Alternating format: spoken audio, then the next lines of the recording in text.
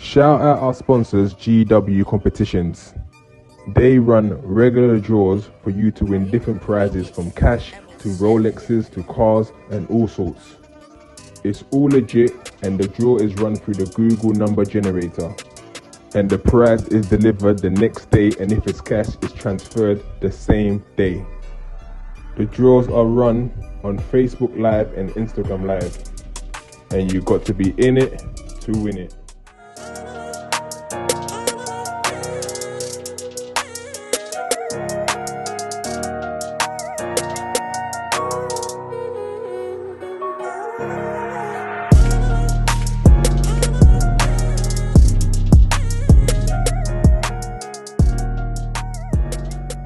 We're back again, Big Ego Media Entertainment. Today we got a young man. I didn't even realize how young he was, only 16 years old. It goes by the name of Hzino. How are you today? Yeah, I'm good, bro. Yeah, how's your journey? Not too bad? Yeah, not too bad. So the other day, I messaged you and said, oh, can you get here for a certain time? Then you turn around and tell me, oh no, I'm gonna be busy. That's because you was at school. So why can you take you at school? Oh no, I was just rushing to it quickly. Yeah. Yeah. So you got an interesting story. So we'll go from the very beginning. What's your background? What's your family background? Me, I'm Somali. You're Somali. And where did you originally grow up from? Me, I grew up in Newham, innit? You grew up in Newham. What part of Newham? Forest Gate. Forest Gate area. So I mean, what was your early interest as a young person, school-wise and so on? What did you like doing? Football. Yeah.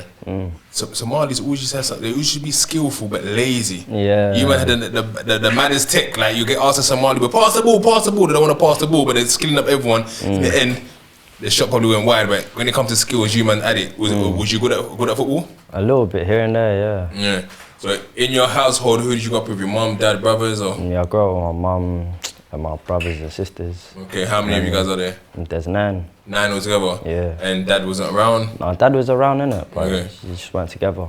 Okay. So recently, I mean, you're doing your GCSEs right now. Yeah, I finished them today. You finished already? So Yeah. we're in June, innit? Yeah. So how well do you think you've done? Alright, decent, innit? What subjects did you go to pick? What subject I want to what? Yeah, what subject did you pick at the time? Did I pick at the time? Oh no, me. I go to a pre, innit? Okay. Oh, so you got mine's kicked out. different. Yeah, I got kicked out. Okay. So let's get into that then. So why did you get kicked out of a pro? I mean, why did you get kicked out of mainstream school? Oh, mainstream. I got kicked out for a knife. For a knife? Yeah. What did you do? Was it doing searches? No. I was outside of school, but I had school uniform in my bag. Okay. Like the planner. Okay. Yeah, and then when the police looked through the bag, they seen the planner, and then they told my school in it.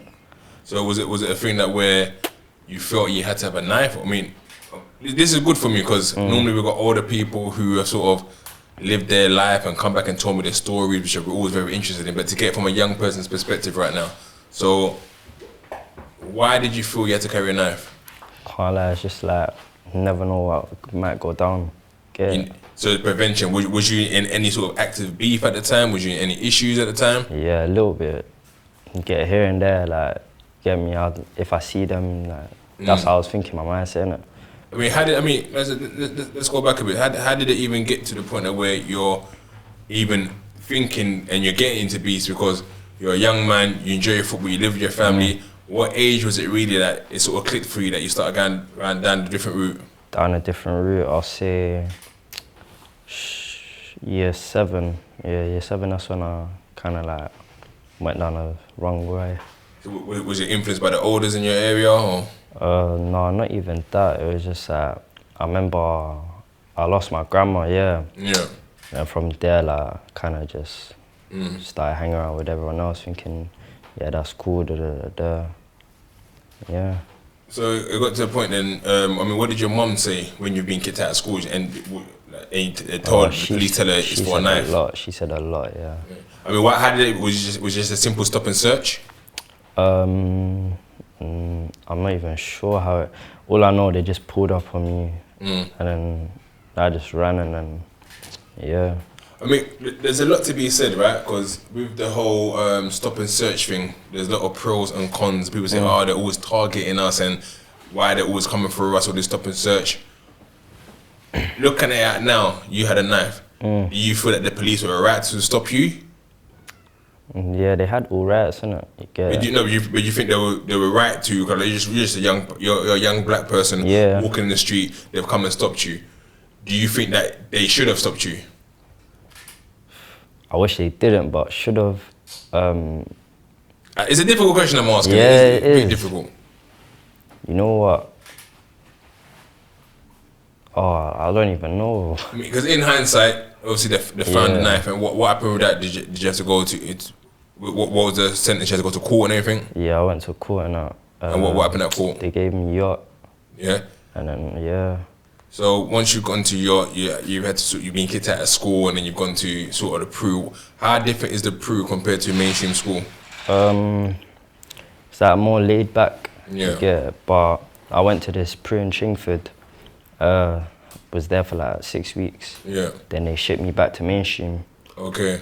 and then from mainstream, I only spent a week there. The Friday, I got arrested again This time for what? for the same thing. A knife again. Yeah. So was it a thing that you wasn't learning?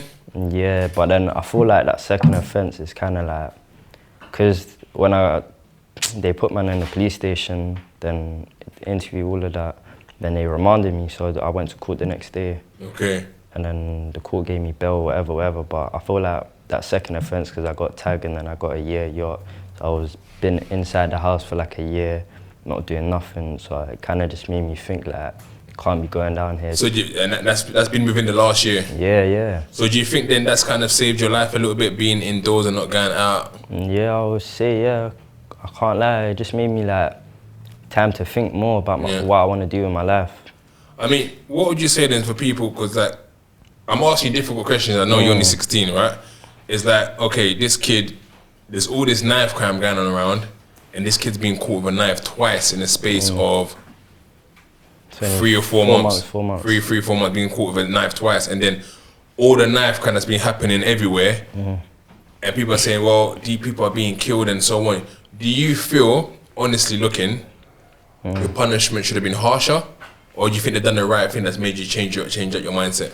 Because had you gone to prison, would it have made you worse? Can't lie, the way my cousin explained prison, innit? It sounds like just fucked. Yeah. You get it? So I feel like if they would have gave man jail time, I feel like just like stably, like my head wouldn't be the same, innit? Yeah. Get it? But I'll see a different point of life if I was in prison, you get it? But at least like they gave me something light, and just sitting down at home just made me think about it more. So I mean, your older brother came today as well, and he said one of the things that you've had to do now is sort of move you out the area to sort of start up afresh. No, basically what happened was my second offence, my mum was already finding houses, innit? Yeah. So cool, she must have found a house, but this time I was with my dad. So my second offence, my mum was looking for houses, then she already got a house and they were moving. Yeah. And then I got arrested the day that you get it. And then it's just got in trouble again and stuff like that, and they were already moving. So when my case was done, I just went there. I mean, do you find it easier being where you are now compared to where you was before? Yeah, you know what? It's like, I still go back to the like place I'm like here and there, innit, with my mum or like with my brothers and that. But I just deep to like, it's not the same, you get it, like the area, the whole area. Like I got friends there, whatever, but it is what it is, innit? So I mean, how long have you been rapping at this point? Who was you kind of looking into when you was growing up? What artists was you sort of looking up to? Me, you know what? I didn't start with these. I started from like Chris Brown, Lil Wayne. So so that's it. That you listen to the UK. I mean US stuff at the beginning. US stuff at the beginning when I was young, but then when I kind of got older, I started just listening to like more drill, touching into different stuff. Like Bryson Tiller, all of them, yeah. And when did you decide to start actually doing music yourself? I remember it used to be school times where I would be at my friend's house, innit, before school. Yeah. And everyone would be there, smoking, chilling, and be rapping as well at the same time. So I remember like I was just rapping with everyone, innit? And one of my friends, Mo, he must have told me, bro, like you gotta start taking this stuff serious, like you got talent, innit? And I didn't take it serious, innit, because it was just everyone can do it type thing. Until like, when I got arrested, my second offence, and I stayed at the house, I was like, let me just give this a go, innit? Yeah. Then I made music, and then since then I started liking it. So I've been looking at other stuff like production, stuff like that, trying to teach myself this, that, like. I mean, you're only 16, and I was speaking to your brother earlier as well, like I was saying. You've come at a time where it's cool to be Somali. Growing up, I remember Somalis used to have it harsh. Similar bit to when Africans used to have it a bit harsh, and Africans became popular. That Somali had it sort of harsh, so you probably wouldn't have been aware of that. Does your brother ever talk to you about like how Somali used to get treated back in the day compared to how now? Because now you guys are kind of the cool vibe that everyone actually enjoying. You're part of mainstream society, although you was always part of it. There's always kind of a difference back in the day. Has your brother spoken to you about things like that in the past? Yeah, he's told me about it. Like Malis weren't really like all that back in the day, isn't it? Like, being Mali is like it was a joke back then, innit? Yeah. You get it? But now it's just like everyone fucks with us type thing. What do you think has changed in that mindset? Can't lie, people grow older, innit? Yeah. Just realise everyone's from different places, but we're all human, innit? So it's not really, you get it, you just grow older, learn different things. And I feel like more Mali rappers are coming to the scene and stuff like that. You get it, given like good music and that, so they just like the music as well. Which Somali rappers are you kind of like looking at the moment that you thinking, yeah, I fuck with him? Me? What? I fuck with a couple Mali rappers, I can't lie. Like, there's a lot. No one in particular that you think, you know what, I'll love a feature, collaborate with them? Right now? Nah, not really, but I fuck with their music though. Yeah. You get it. So it got to a point then, just through. I mean, I didn't even realize the song had been out, or the actual line had been out for ages. But it came to my attention within the last month. So personally, that's a violation? No. Oh yeah. That one day is a violation. Personally, I wouldn't have it. Yeah. How did that come about?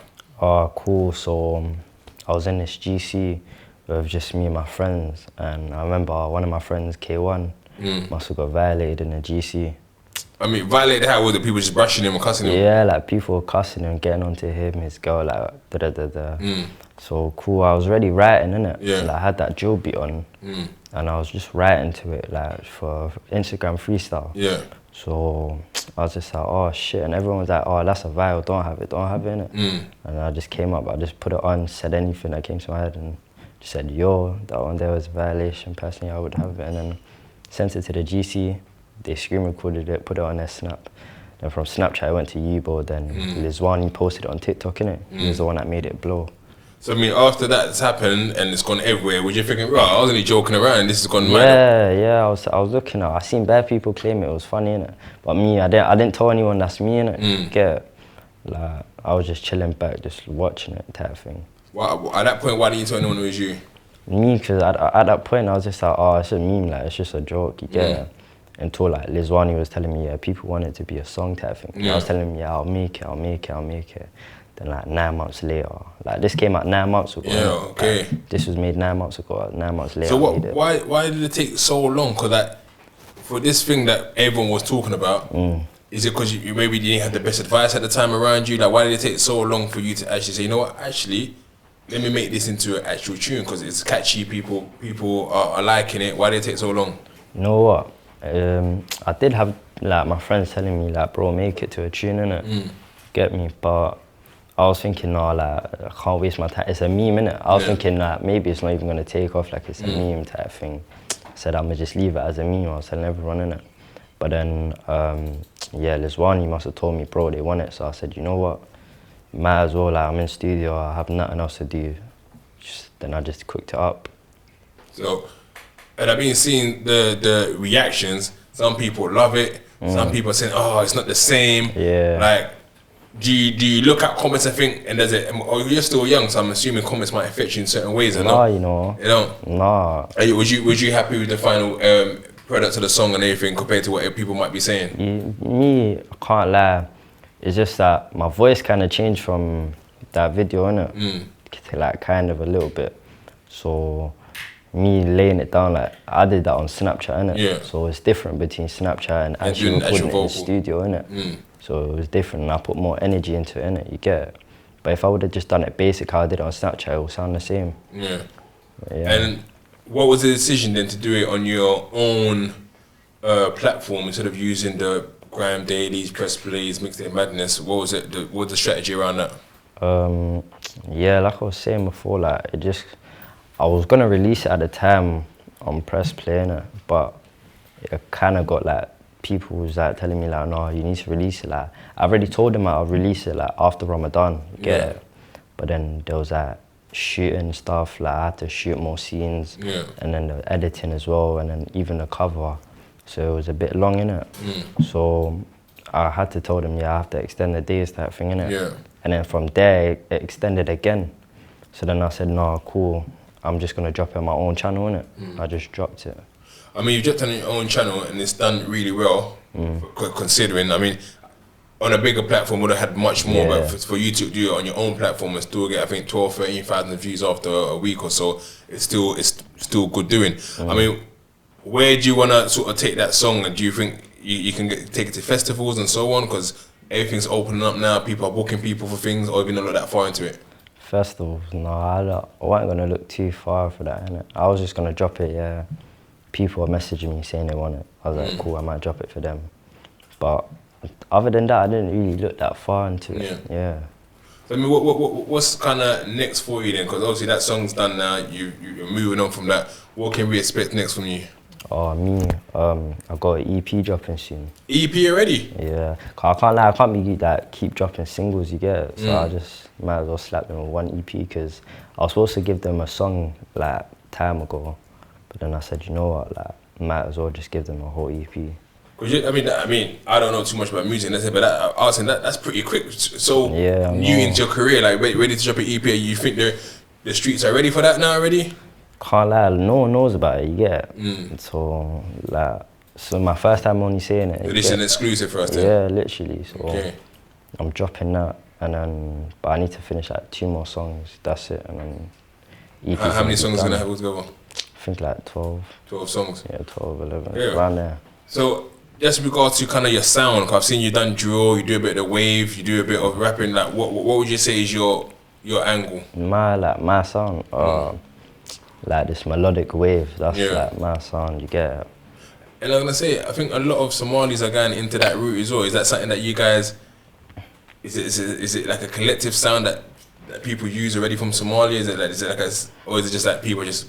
That's I don't know. Like I'll say from the Malis that hopped on the wave thing before all of these guys hopped on it. For like whoever hopped on the wave thing first, innit, and then the Malis tried it type thing. Kind of like set like, cool, if they can do that, I can try it as well. Get it? So I feel like everyone hopping on the wave thing, just like it's common, innit, because they know all Somalis, like they just sing, the people say they sound the same, stuff like that. So like, yeah, literally. So in regards to kind of your future, like I said, you just finished your exams and stuff. Are you looking to go to college, or is it like a full-time music thing to do, or do you want to go and do music at college? No, I might go college. Yeah, I will go college, matter of fact, yeah. And do you know what you want to do over there? I was gonna pick business and stuff like that, but right now I'm kind of thinking of a choice, innit? Like, I don't want to like depend my life on music, innit? Music might not always go where you want it to go.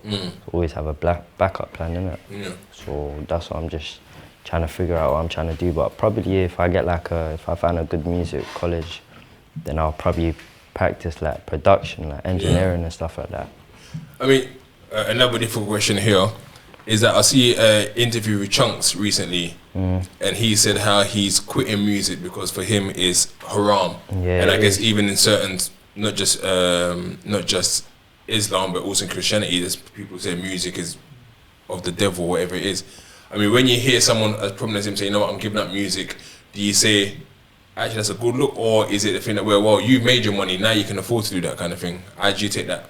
Nah, I know, like I look at it, like when I heard him say it, I was like, that is so true, innit? Like, I've been even telling my friends like I might quit music type thing, innit? I've been telling them, innit? Do you want to quit before you even properly started? I was gonna, like, I can't lie, I was gonna quit a couple months ago, innit? Due to the fact that I knew it's just hella sins on my name. And it's haram at the end of the day, innit? Like, no matter what you're doing, you're still getting sins for it. Because like, if you die, you made it. Like, say you're a big artist, you made it, but you die now, Mm. every time someone plays your songs, that's just like more And I sins. was gonna ask that's actually Islam, right? So like, so if someone was if someone was Muslim and they die 10 years, 20 years, 30 years from now, if someone's playing the music, that still counts towards their sins. Yeah, I think that's like just more sins. Okay. Onto you, yeah, literally like in your grave. So that's why I've been telling my friends that I'm not trying to get to that level where like if I die, people are still playing my music, you get it? So why did you do it? What motivates you to want to do music now? What's Music, can't lie, I've been around it, like my sisters sing, my brother sings, all of them cousins, everything like. I've been around the house like with people that are singers type thing. So it wasn't like, I just, the only one that actually took it further. Said, let me just do music. And how's your family kind of taken to this as well? I know your brother's here supporting like mum and everyone, are they saying that they're proud of you, or they're like, bro, what is this kind of thing? What's that reaction? Can't lie, some of my family members are a bit iffy on it, innit? Like, they know it's haram and that, tell me it's haram, like, tell me try to stop it. My mum, she's alright with it, you get it? Like, she says that, it's your career type thing, innit? But you get it, but other people are just picky, innit? But I know it's haram, innit? Like, you get it, I know that for a fact. So I mean, just going back on this whole thing, like I keep saying, you're a young person, and like within the last year, you've had to go court for these knife issues. Now that that's happened twice now, and you've had time to reflect, what's the angle for you in not carrying a knife? What's the motivation? As I say, actually, I don't even need this. What's the process in your mind that's making you think, nah, I don't need this? You know what? It's just that reality gotta hit certain people, innit? Yeah. So when reality hit me and I realized that, cool, like, this is only gonna get me one way, dead or in jail, innit? Yeah. It's never gonna be, can't be both, like, get it. So I said, you know what, I have to just change. But then me looking at a knife now, innit, I just say like, bro, like, I don't need that as a protection, you get it? Yeah. There's different ways to protect myself, you get me? But that's how I look at it, innit? There's different ways, like, literally. So quickly, so on the name Hzino, where does that come from? How did you come up with that? You know what, they've been calling me that for, like, all my friends been calling me that from time, innit, like, school times. Because for me, it's kind of when the Brazilian names were Ronaldinho. Was you like a good footballer in that sense that they're calling you Hzino, or No, like, they got their H from my real name, and then they got the Hzino from, like, I don't even know. You see, like, there was a time where everyone was calling themselves Hzino, like, there would be bad people, like, Hzino, Abzino, like, bad things, like, they just grabbed that, put the H together, like, Hzino, and since then I've been rocking with it. Okay. So, when you look at, again, sort of the music industry and the higher heights that have come, we saw a couple of weeks ago, we had a drill song be #1 in the charts, I think 2 or 3 weeks it was. Is that something that you might say, you know what, I know you're saying that you're talking about quitting music one day, but is that something that where you think, I've got the talent to actually get #1 one day when I'm seeing my peers are doing it as well? When I'm seeing peers do it, it's just like, you know what, it's basically like, anyone can do it, you get it. Anyone, like, if you put your head to it, anyone can do anything they want to, you get it. But it takes time, innit, you get it. And me, I'm a really, like, fast rusher, like, I'm just gonna be like, go with the flow, innit, one day that would be me, innit. That's really it, like, one day that would be me, get it. What would you say, if you had to sum up, what's your biggest dream? My biggest dream? Oh, that's a hard one. I've never thought about that, Well, take your time to think about it. Bro, probably just make it at the ends, innit? Make it at the ends. But what is making it at the ends? Because people say, oh, make it at the ends, leave the ends, take my mum at the ends. But in the same instance, I'm sure your mum is happy where she's living right now. I'm sure she's got a roof over her head. I'm sure she's got food every single day. So by taking it at ends, what do you mean? To go to a bigger home, to buy that? No, what is it really? Cool, at the end you see violence, gang members, all of that, yeah. But it's around everywhere, innit? It happens everywhere.